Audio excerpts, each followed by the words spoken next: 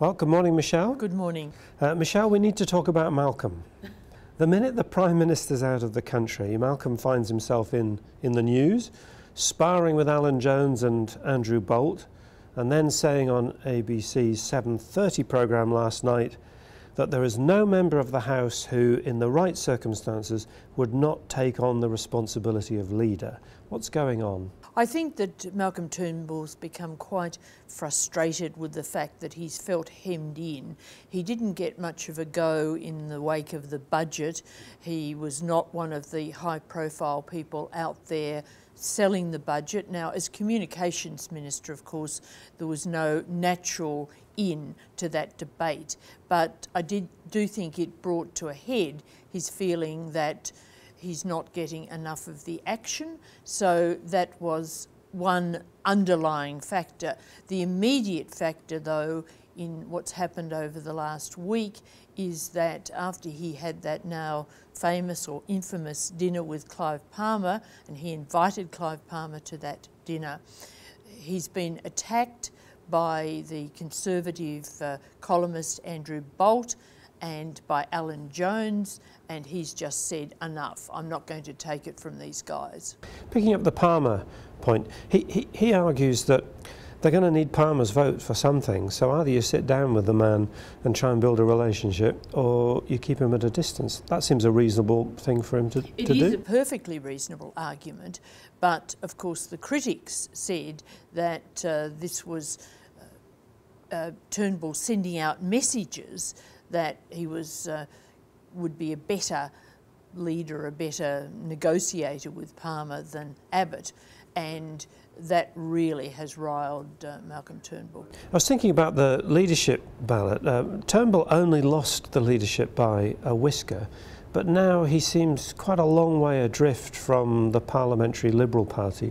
I'm wondering if the significance of the last couple of days is actually to illustrate how far to the right the Liberal Party might have shifted recently. There's no doubt that it has shifted a long way to the right. The whole nature of the party now is a very rightist party, and of course the nature of this government is a very ideological government. It is more to the right than I think we would have expected when it was elected. And that does mean that Malcolm Turnbull, as you say, does stand out more. He's a prominent moderate, of course.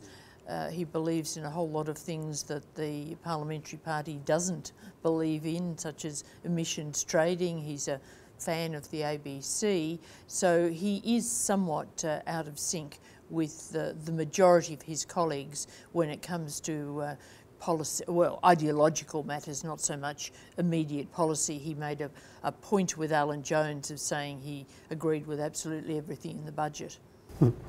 I remember when the Finkelstein report came out recommending effectively some kind of regulation or increased regulation of the media. Turnbull, in opposition, opposed the recommendations. He was saying if he didn't like what was said, then just argue back.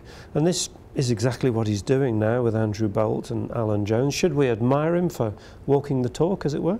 Well, I think that he's decided, and there's a reasonable case for this, that it's time to say enough is enough, that he feels that he's been misrepresented, his motives have been misrepresented by these two. He would regard them as bullies, and he's a tough operator. He's not going to take bullying when he thinks that that's what people are up to. And from his point of view, there's not a lot to lose. He can't really be sacked by Tony Abbott unless he completely kicked over the traces. And he's just, as a former leader, saying, well, I'm not going to be stood over by these people. Well, finally, Michelle, I'll pick up a point you just made there about Tony Abbott. Imagine you're Tony Abbott at the moment. You're walking around France, you're possibly jet-lagged, you've not been able to get out on your bike, and the media is full of Malcolm Turnbull, and he's being asked about it when he'd really rather answer questions about other things. When the Prime Minister gets back, what should he do? Should he bring Malcolm closer, or should he do what British Prime Ministers used to do and appoint someone to be Minister for Northern Ireland? Well, you could say that the communications portfolio is Northern Ireland because it's a difficult task. It is cleaning up a mess that was left by Labor, and it is, while very important, also marginal in the sense of it's not a big economic portfolio. My feeling is that Tony Abbott should take the risk and use Malcolm Turnbull in a more active way. He's a very good communicator. He could be mobilised to sell the government's policy, not just the budget, but the government more generally, I think, quite effectively. Whether Tony Abbott could do this is another matter, because he retains a sort of natural suspicion of Turnbull. They're two very different personalities, and it would be hard for him to push Turnbull to the forefront. And of course there are ministerial colleagues who don't want to see that happen anyway, but I think that would be the better strategy.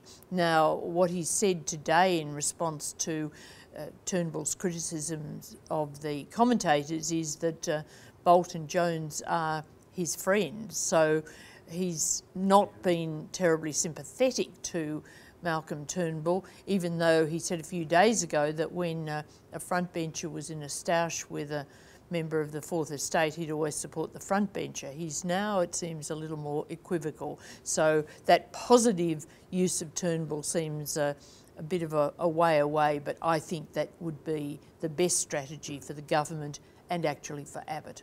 Fascinating. Well, I'm away, Michelle, for the next couple of weeks. Depending on what happens in the meantime, when I get back, we should talk about the opposition at some point. But for now, thank you very much. Thanks, Stephen.